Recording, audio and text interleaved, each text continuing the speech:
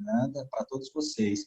Eu tive o prazer, a alegria de estar em Vila Formosa em 2015, em julho de 2015. Na época, se não me falha a memória, o pastor distrital era o Biavati. É isso mesmo, era o Biavati. E eu tive a oportunidade também de pregar, não na Vila Formosa, me fugiu aqui o nome de uma outra igreja que vocês têm no distrito. Fiz aí uma semana de fidelidade em uma das outras igrejas. Eu não me lembro aqui, me fugiu, perdão, o nome da outra igreja que preguei. Mas eu quero agradecer a vocês pelo convite. Muito obrigado. É muito bom rever aqui algumas pessoas. Por exemplo, o Paulo Daniel, né? E a Auri, eu os conheci em 2015, bati o olho aqui e reconheci, né? O Ocione também, lá na igreja da Vila Formosa. Foi muito bom estar com vocês naquela época e estar com vocês aqui também. Agradecer ao Toninho pelo convite. Obrigado, viu, Toninho? Você mora no coração e não paga aluguel. Muito bom estar com vocês. É uma semana da família, né? É muito bom a igreja investir na família. A família é a base. O Estado reconhece a família como a base. A igreja reconhece a família como a base. Eu me sinto muito honrado em poder compartilhar algo com vocês, viu? Então, mais uma vez, o meu muito obrigado. Eu queria apresentar para vocês, deixa eu colocar aqui, vamos ver se eu consigo. Queria apresentar minha família para vocês.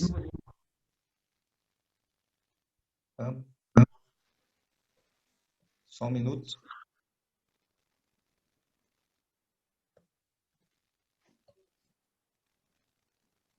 Vocês conseguem ver? Point.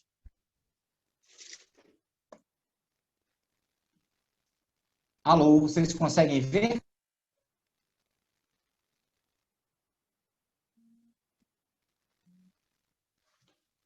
Mariane, vocês conseguem ver a apresentação? Consegue? Beleza. Essa é a minha esposa, a Kátia.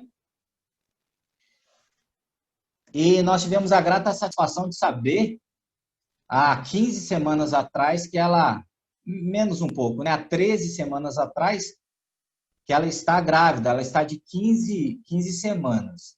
Peço vocês que orem pela gestação do nosso, ou da nossa herdeira das dívidas, viu? É o seguinte, os médicos diziam que pela endometriose que Kátia tem, era impossível ela engravidar.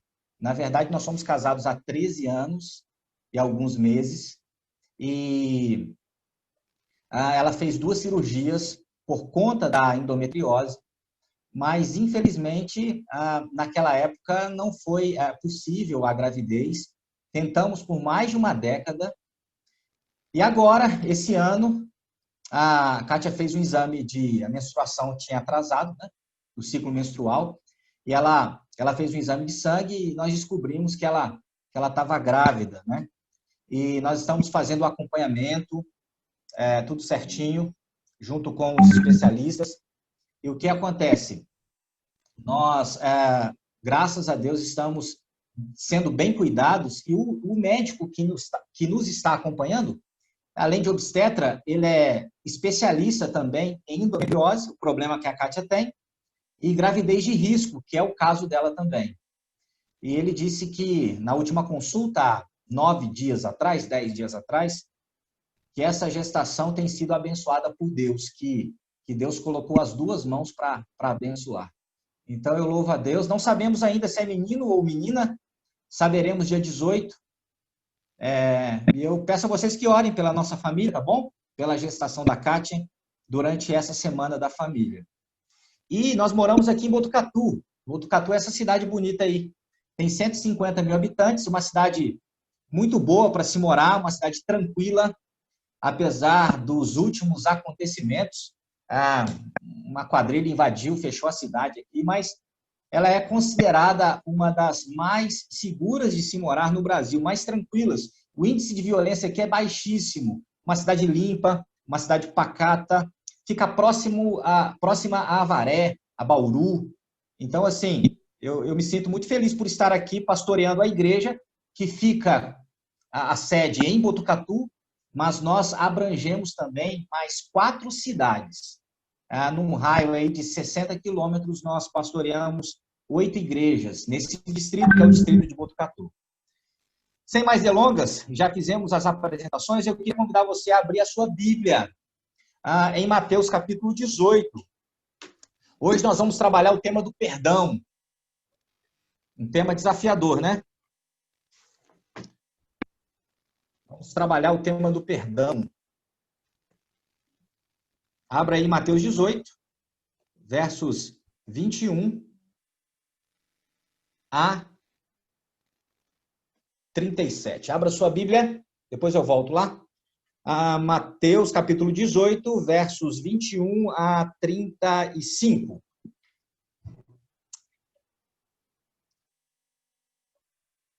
Espero que você tenha achado. A minha versão diz assim, ó, Mateus 18, 21. Então Pedro, aproximando-se, lhe perguntou, Senhor, até quantas vezes meu irmão pecará contra mim que eu lhe perdoe? Até 7 vezes? Respondeu-lhe Jesus, não te digo que até 7, mas até 70 vezes 7. Naquela época, a cultura judaica, os religiosos da cultura judaica entendiam que se alguém perdoasse o seu semelhante 3 vezes, essa pessoa estaria acima da média. E assim, se pensarmos bem, se alguém pisar no seu calo 3 vezes, a mesma pessoa cometendo os mesmos erros 3 vezes consecutivas contra você, eu creio que seria natural nós darmos o nosso grito. Porque um é pouco, 2 é bom, e diz o ditado que 3 é demais. Então, o que Pedro faz? Sabedor da cultura da sua época, que dizia que se alguém perdoasse o seu próximo 3 vezes, estaria acima da média. Pedro, ele pega esse numeral 3, multiplica por 2, 2 vezes 3, 6, e acrescenta 1 para chegar no número da perfeição. Então, Pedro está dizendo assim para o mestre, para Jesus Cristo, se eu perdoar 7 vezes, não estarei apenas acima da média, mas eu serei o cara. Todavia, Cristo retira o perdão dos limites da matemática. Quando ele diz ali 70 vezes 7, não é para que calculemos e cheguemos ao valor ao total de 490 vezes e fiquemos ali listando quantas vezes, de fato, já perdoamos o nosso próximo. Não é essa a ideia. Cristo retira aqui dos limites da matemática, nos ensinando e nos ensinará aqui, nesse texto que iremos ler a seguir, que o perdão é uma das mais poderosas armas que ele nos concedeu, ainda hoje, aqui no século XXI. E a partir, então, do verso 23 até o verso 35, Jesus vai contar uma história, uma parábola. Um rei, você conhece, eu vou aqui resumir por causa do tempo, mas em casa, leia a palavra. Mateus 18, versos 23 a 35. Jesus aqui, ele fala de um rei que presta contas com aqueles que o devem. E alguém ali que devia para ele cerca de 10 mil denários. 10 mil denários. 10 mil talentos, perdão, 10 mil talentos. Chega para Jesus e chega para o rei e diz que não tem como pagar. E diz aqui no verso 26 o seguinte: então o servo, prostrando-se reverente, rogou: sê paciente comigo e tudo te pagarei. Na verdade, isso era uma mentira, não tinha como pagar essa dívida. E o senhor daquele servo, compadecendo-se, mandou-o embora e perdoou-lhe a dívida. Então o rei aqui, ele concede um perdão que só ele, como rei, poderia dar. Ele perdoa uma dívida que na prática seria impagável. Para vocês terem uma ideia, 10 mil talentos seria o equivalente ao salário de, segundo o comentário bíblico adventista, 10 mil trabalhadores por 18 anos. 10 mil talentos seria o equivalente a 215 toneladas de prata. 10 mil trabalhadores por 18 anos. O salário desse povo aí por 18 anos, por quase 2 décadas. Era uma dívida impagável. E o rei perdoa aquele ali, aquele que tinha essa dívida impagável. Ele sai da presença do rei não devendo mais nada. A sua dívida foi quitada, sem a sua participação, sem os seus méritos. Uma obra externa a ele foi feita. Ele aceita o perdão. Ele sai dali, diz o texto, a partir dos versos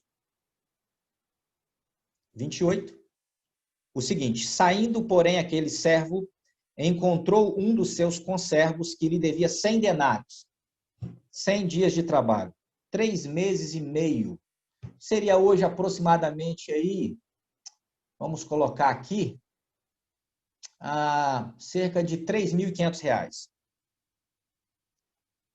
E agarrando-o, o sufocava, dizendo: paga-me o que deves. Então o seu conservo, caindo-lhe aos pés, lhe implorava: sê paciente comigo e te pagarei. Então ele, entretanto, não quis, antes, indo-se, o lançou na prisão, até que saldasse a dívida.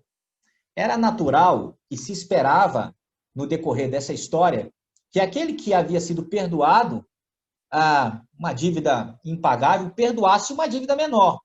Mas isso não aconteceu. As pessoas ficaram sabendo, homens foram à presença do rei, contaram o que realmente havia acontecido, e o rei diz as seguintes palavras: servo malvado, perdoei-te aquela dívida, porque você me suplicou. Não devias tu igualmente compadecer-se do teu conservo, como também eu me compadeci de ti? E, indignando-se, o seu senhor o entregou aos verdugos, até que lhe pagasse toda a dívida. E o verso 35 é o texto-chave para essa noite. Assim também meu Pai celeste vos fará, se do íntimo não perdoardes cada um a seu irmão. Então, aquele primeiro devedor representava e representa ainda hoje a minha e você. Nós somos devedores. Nós tínhamos uma dívida que nós não poderíamos pagar por nós mesmos, uma dívida impagável. E o rei nos perdoou essa dívida.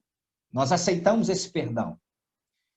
E aqueles que erram contra cada um de nós, aqueles que cometem erros, falhas, que nos deveriam também ser perdoados por nós que fomos perdoados.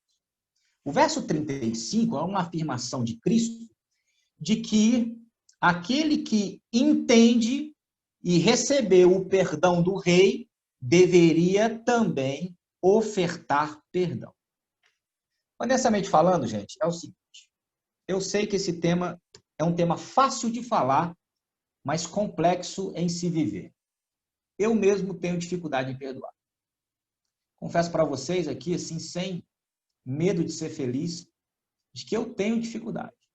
Será que você também tem essa dificuldade? Porque, assim, perdoar aqueles que nos fazem mal não é tarefa fácil. Principalmente aquela pessoa que te feriu, te magoou, continua te magoando, faz de maneira pensada. Não é fácil perdoar. Mas perdoar, eu entendi isso, é uma ferramenta do céu para nos libertar de todo e qualquer sentimento contrário aos propósitos de Deus. Quando nós perdoamos, e nós veremos aqui, nós somos libertos. Aquele que não perdoa, ele está escravizado. Aquele ou aquela que perdoa, que oferta perdão, porque antes foi perdoado pelo Eterno, pelo Senhor, essa pessoa, ela é liberta, ela se torna livre. Quando alguém nos faz mal e nós desejamos que essa pessoa, de alguma maneira, ela sofra, ela padeça, seria como se eu bebesse hoje veneno esperando que o outro morresse, a outra morresse. Queridos, o fato é o seguinte: perdoar não é opcional. Essa é a afirmação de Cristo. Existem situações complexas na vida. Existem situações, e falando honestamente com vocês, de coração para coração, existem situações que, humanamente falando, é impossível perdoar. Mas eu queria lembrar você, e ao mesmo tempo, lembrando a você, eu estou me lembrando de que nós não estamos sozinhos nessa tarefa de conceder perdão, de perdoar. Então, recapitulando, nós que fomos perdoados pelo Rei, pelo Eterno, nós somos convidados, comissionados a ofertar perdão. Esse é um ato divino em nós e através de nós. Eu queria colocar aqui algumas telas para a gente refletir em algumas histórias, tá? Perdoar, queridos, deixa eu colocar aqui, perdoar é uma escolha. Perdoar é uma escolha. E eu queria convidar você a sair daqui com esse pensamento. Nós vamos aqui abordar alguns outros detalhes sobre a questão do perdão, para que possamos entender claramente o que é perdoar, tá? Tem muitas famílias que estão vivendo muito mal porque, quem sabe, o esposo, a esposa, um dos filhos, pai para com seus filhos, filhos para com seus pais, não tem ofertado perdão. Perdão é uma escolha. E eu espero no Senhor que o Espírito Santo trabalhe em nosso coração para que hoje escolhamos perdoar. É hoje, não é amanhã. Não é na beira de um caixão, segurando a alça ali do caixão, que você pede perdão. Eu já fiz mais de 150 funerais nesses 13 anos de ministério. Eu já vi muitas cenas de pessoas assim, segurando a alça do caixão, debruçadas sobre os seus amados, dizendo assim, me perdoe. É um ato de, sabe, como eu posso dizer, é uma forma da pessoa se sentir aliviada, bem possível. Mas muito melhor seria se em vida essas palavras fossem ditas. Deixa eu mostrar algo para vocês. Vocês estão vendo aí uma imagem de um sofá totalmente desorganizado, muitas roupas. Tem uma doença, um transtorno. Esse transtorno tem o nome de disposofobia. E a revista Super Interessante, ela traz a definição de disposofobia. É um nome complicado para algo que você já sabe. É o acúmulo exagerado de bens, aquisição excessiva e a incapacidade de descartar objetos. Isso resulta em desordem. São pessoas que trazem para dentro da sua casa uma série de itens, garrafas, que às vezes acham na rua e trazem para dentro de casa. Deixa eu mostrar algo para vocês. Aqui pertinho de mim, em Bauru, no ano de 2019, essa manchete aqui, ela me chamou a atenção do que estava acontecendo em Bauru, na casa de um dos cidadãos ali da cidade de Bauru. Foram encontradas na casa desse homem quase 70 toneladas de lixo e materiais foram retirados do interior desse acumulador. Disposofobia, ou disposófico, é aquele que acumula lixo. Aos nossos olhos é lixo, aos olhos dele, não. Então, o que acontece? Aqui, nós vemos na casa de uma pessoa 70 toneladas. Observe aí, acredito que vocês estão acompanhando os slides, né? A quantidade de lixo que se tinha ali na casa daquele indivíduo. Então, a prefeitura teve que intervir. A prefeitura, ela interviu retirando, por causa da dengue também, etc. Ali se tinham garrafas, roupas. Então, uma série de animais, de insetos, né? Ratos, mas também de insetos, baratas, escorpiões, etc., faziam parte estavam morando ali naquele terreno, ocupando aquele terreno, porque a sujeira era muito grande. Era um ambiente insalubre. Deixa eu mostrar mais uma imagem para vocês. Observe um dos quartos. Lixo, materiais que não tinham serventia. É um transtorno. Disposofobia é um transtorno mental. Você conhece alguém que tem esse transtorno? Eu conheço uma irmã aqui da igreja, ela tem esse transtorno num grau leve. Como na infância ela recebeu, ela foi adotada e ela recebia só resto de roupa. Ela conta pra gente que para ela era o que sobrava. Então, ela tem medo, ela se trata, ela faz terapia, e para poder tratar esse trauma e para poder ser curada. Aqui um detalhe, viu, gente? Terapia é uma bênção, desde que seja com o profissional certo, ou a profissional certa. Eu já fiz terapia e aconselho aqui, talvez eu esteja falando para os casais que precisem de terapia. Busque um terapeuta cristão, uma terapeuta cristã, e busque as ferramentas necessárias para se cuidar. O fato é que essa irmã, ela acumula, ela não consegue jogar nada fora. Então, ela tem coisas que ela não usa, mas ela tem objetos que ela não usa, ela não se desfaz. Ela diz que para se desfazer de algo, pela infância traumática que teve, ela sofre muito. Disposofobia. É muito fácil olhar para essas pessoas e dizer assim, isso aqui é coisa de louco, de maluco. Mas eu e você? Quando nós acumulamos sentimentos que, na verdade, são lixo,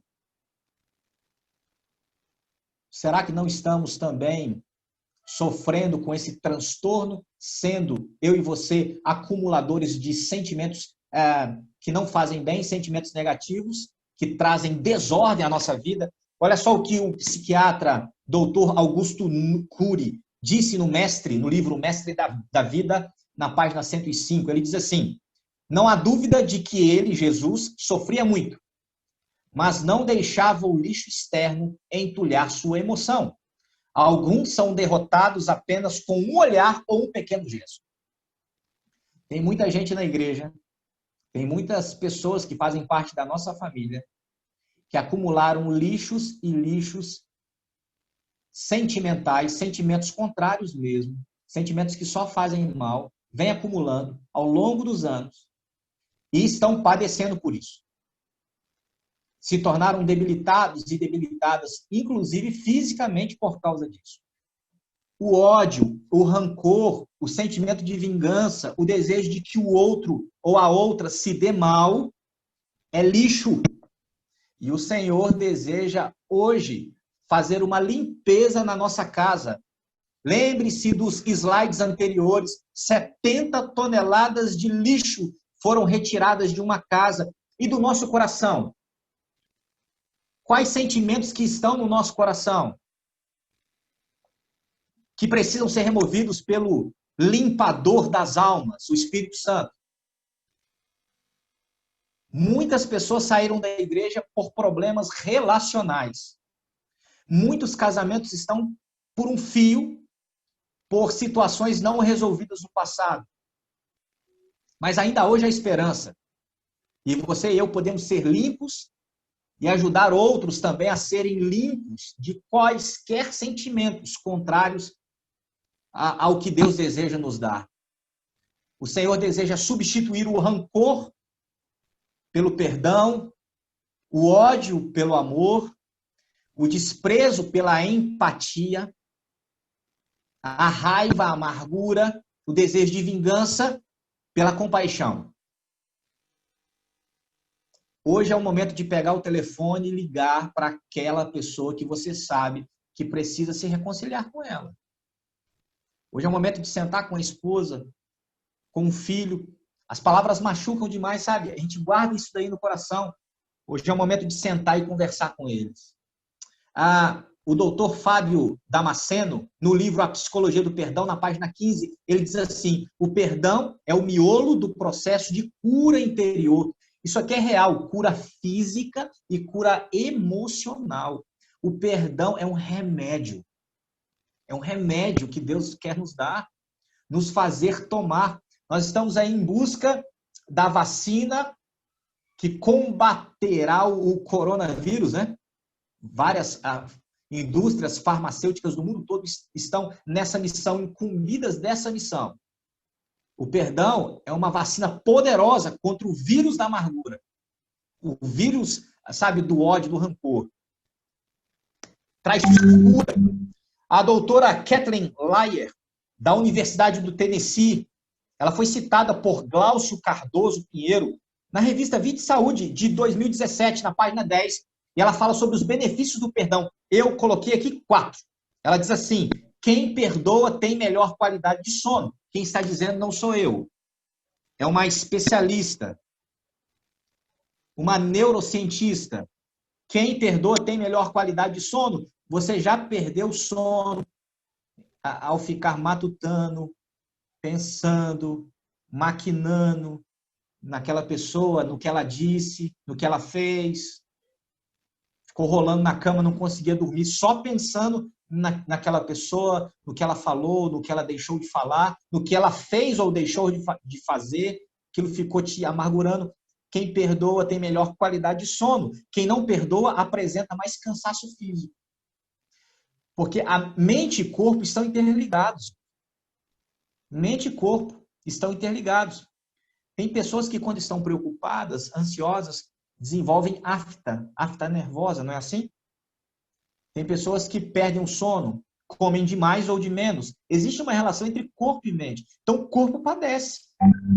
3. Quem não perdoa e ainda alimenta a ideia de vingança, toma mais medicamentos. E 4. Quem não perdoa e apresenta um comportamento de fuga do perdão, também consome mais medicamentos. E nunca se venderam tantas medicações para distúrbios, transtornos emocionais do que agora. Então, o perdão é algo tremendo. Eu queria, já estou encerrando, já estou nos finalmente. Hoje um dia foi muito cansativo para todo mundo, eu creio. Eu fui a Sorocaba hoje, são 180 quilômetros para ir, 180 quilômetros para voltar. Fui à sede da associação, rodei hoje aproximadamente 400 quilômetros, resolvendo questões internas da igreja. Estou cansado, acredito que você também. Então, já estou nos finalmente, tá bom? Já na parte final. Não sei se você conhece a história de Luiz Zamperini. Luiz Zamperini foi um atleta olímpico. Ele participou dos Jogos Olímpicos de Verão de 1936 em Berlim. Aos 19 anos, ele foi o mais jovem americano a se qualificar para a corrida dos 5.000 metros. Sobre a sua vida, Angelina Jolie, ela fez um filme intitulado Invencível. É uma história real. Eu aconselho você a assistir esse filme. Está na Netflix. Conta a história de Luiz Zamperini. No momento da guerra, da Segunda Guerra Mundial, ele foi capturado por japoneses. O Japão fazia parte dos inimigos dos aliados, né? Rússia, Estados Unidos, Inglaterra, Brasil. Então, a Itália, a Alemanha, o Japão, eles eram inimigos dos aliados. O fato é que Luiz Zamperini, conforme mostra o filme, e eu estive dando uma lida na vida dele, na biografia dele, ele sofreu muito no campo de concentração japonês. E um dos seus algozes nesse campo era o sargento Mutsuhiro Watanabe, o seu apelido Pássaro.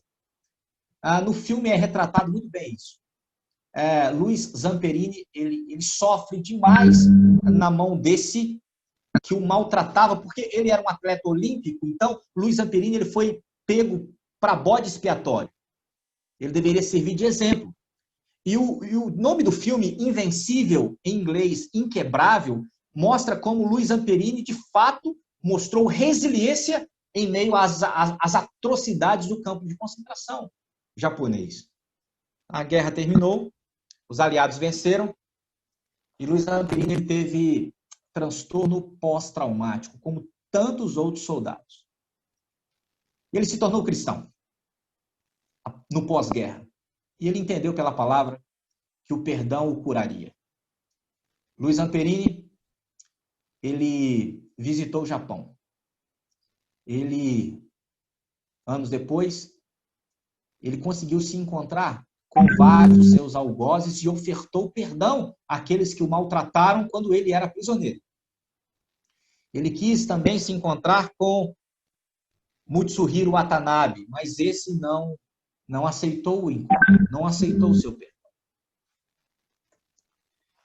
Nas Olimpíadas de Inverno, em 1998, Luiz Zamperini, ele vai ao Japão carregando a tocha na abertura ali, dentre várias pessoas que carregaram a tocha dos Jogos Olímpicos de Inverno no Japão. Ele foi uma das pessoas que, já bem idoso, vocês podem ver. Observe o sorriso no rosto. Esse sorriso de um homem que vai a uma sociedade cujos membros no passado, alguns deles, o maltrataram, o espancaram, o levaram quase que ao seu limite. Ele ofertou perdão. A outra parte não aceitou o perdão. O pássaro, seu carrasco, não aceitou o perdão, mas ele estava livre. Ele tinha o controle em suas mãos. É isso que nós precisamos entender. Quando eu oferto o perdão, é como se eu tivesse o controle nas minhas mãos. Imagine um controle de televisão. Se você tem o controle nas suas mãos, você decide em ligar ou desligar a TV. Qual canal assistir, em qual volume ouvir. Então, quem perdoa está com o controle nas mãos. Quando você deixa de perdoar, você passa o controle para o outro. E é um problema quando você passa o controle da sua vida para outra pessoa que não você. Entende? Então, o perdão é libertador. Corrie ten Boom, ela foi uma sobrevivente de dos campos de concentração nazista. Ela esteve em Auschwitz. E a mim rodou nas meditações diárias. Eu gosto muito dessa meditação, Encontros com Deus. Na página 262, ele coloca ali uma das frases, das muitas frases dessa sobrevivente do extermínio quase que colossal perpetrado pelos nazistas aos judeus. Ela diz assim: observe, apenas aqueles que foram capazes de perdoar foram os que melhor puderam reconstruir a própria vida. Isso aqui é tremendo, isso aqui é lindo, sabe por quê? Porque você e eu só conseguiremos reconstruir a nossa vida se nós perdoarmos. Pessoas, eu tenho certeza que alguém, em algum momento, já tentou te destruir. Destruir a sua família. Destruir os seus sonhos. Lá na empresa onde você trabalha, quis puxar o seu tapete. Fez fake news com o seu nome, seu caráter. Quero dizer para você o seguinte: para construir, eu não preciso destruir. Vou repetir: para construir, não preciso destruir. Se algo foi destruído, eu preciso construir. Não preciso destruir. Você que passou por essas situações e outras, quem sabe, muito mais complexas. Eu estou cuidando de uma jovem, minha esposa e eu. Ela está grávida de 6 meses. No começo da gravidez, ela descobriu que o esposo a estava traindo com a sua irmã de sangue. Ela grávida, descobre que o seu esposo a está traindo com a sua irmã de sangue. Sabe o que ela me falou? Pastor, eu tinha 2 opções. Na minha gravidez, você sabe que a criança, ela sente. Eu ficar amargurada, nutrir ódio, rancor, desejo de vingança, ou perdoar. Eu perdoei. Quer dizer, então, que ela é obrigada a viver com aquele homem que traiu a sua confiança, que foi infiel? Não. O próprio Cristo disse que o bom seria se perdoasse. Mas caso a pessoa perdoe, mas não aceite viver mais junto, porque não tem estrutura para isso, então o perdão tem que acontecer. Entende? De uma forma ou de outra, o perdão, o desejo de ver a pessoa bem, é algo divino. Mas não quer dizer que eu tenho que ficar com a pessoa, se for infidelidade conjugal. Algumas pessoas conseguem, outras não.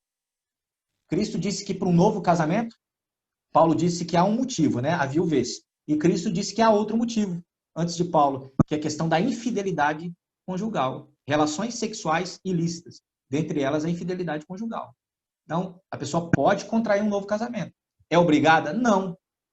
Eu tenho alguém próximo de mim que decidiu, alguém que eu conheço profundamente, que decidiu perdoar o seu esposo que havia sido infiel. Estão bem hoje. Conseguiram superar. É algo divino. Mas o fato é que nós precisamos reconstruir, não destruir. Eu termino com a história dessa família pastoral, da esquerda para a direita. Esse é o Larrisson, que tinha 11 anos, a Melissa, com 10, a irmã Margarete, na época com 37 anos, e o pastor Ruimar Duarte de Paiva, na época com 42 anos. Eles eram missionários na República de Palau, na Micronésia. Eles foram vítimas, com exceção da Melissa, foram vítimas no dia 21 de dezembro de 2003. Vítimas de latrocínio, roubo seguido de morte. Alguém drogado, essa notícia foi publicada na revista Adventista. Alguém drogado entrou na casa dessa família querida, missionária, estava cumprindo a missão, e a golpes de pau, né? Deram pauladas, mataram praticamente toda a família. A Melissa, ela foi quase que sufocada. O assaltante, pensando que ela estava morta, a lançou no mato. Ela, bem debilitada, depois de um certo tempo, recobrou a consciência e pediu carona. Ela foi medicada. E ela, na revista Adventista, de julho de 2012, ou seja, quase 9 anos depois, né? Ela estampou a capa dessa revista, Melissa Ottoni de Paiva. Deus me ajudou a perdoar. Deus me ajudou a perdoar. E eu separei aqui alguns trechos, porque perdoar é possível. Ela diz assim, são palavras dela, da Melissa: creio que a cura e o perdão caminham de mãos dadas. Cura e perdão. Quando você perdoa, a cura vem logo em seguida. Aprendi que perdoar não significa necessariamente esquecer. Olha que coisa. Perdoamos e continuamos nos lembrando do que ocorreu, mas não mantemos mais nada contra a pessoa que nos feriu. Então, perdoar não é sofrer de amnésia. Você vai lembrar. Mas você não nutre mais sentimentos contrários, desejo de vingança. Você não deseja que aquela pessoa sofra. Você está em paz. Deus colocou paz no seu coração. Aquela pessoa já não lhe faz mais mal estar com ela, vê-la. Certamente não é possível perdoar alguém se você não pedir a Deus que coloque o perdão dentro de você. O perdão não é algo que ajuda apenas a pessoa a perdoar. Também é algo que faz bem a quem perdoa. Literalmente, é como se você tirasse um fardo dos ombros. E ela termina: como pecadores, não somos inclinados a perdoar, especialmente em situações como essa. Mas Deus é especialista em lidar com nossas emoções e pode mudar os sentimentos ruins. Se você, e aqui eu enfatizo, se você permitir que Ele trabalhe em você. Palavras maldosas, palavras que ferem, já foram ditas a você e a mim. Você não vai dar em nada, você não presta, idiota, você é feio. Palavras que ficaram na memória. Durante muito tempo, muitos de nós que aqui estamos, nós nutrimos, alimentamos, adubamos sentimentos, desejos contrários ao plano de Deus para a nossa vida. Muitos casais estão arrastando o casamento porque não resolveram algumas pendências lá de trás. Mas sabe a boa notícia? Hoje, Deus te deu um presente. O passado passou, né? O futuro está logo ali, nós não conhecemos. Mas o dia de hoje não se chama nem passado nem futuro, se chama presente. Sabe por quê? Porque o dia de hoje é uma dádiva. É hora de sentar e conversar. Se a pessoa estiver longe, é hora de pegar o telefone. Não espere que a pessoa tome essa iniciativa. Você que foi perdoado, que conhece o tamanho do perdão de Deus, do Rei.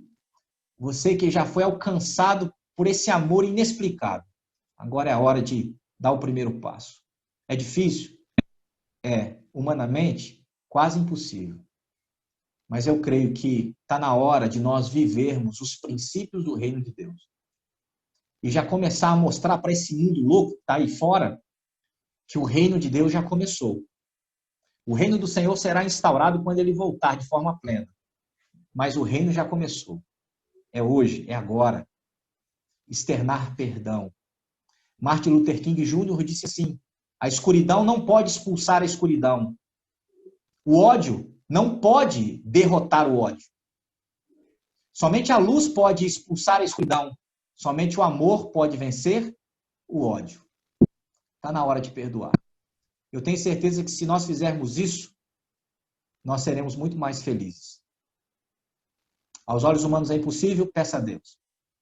Ele nos dará forças, nos dará sabedoria para enxergar o momento certo, a situação certa.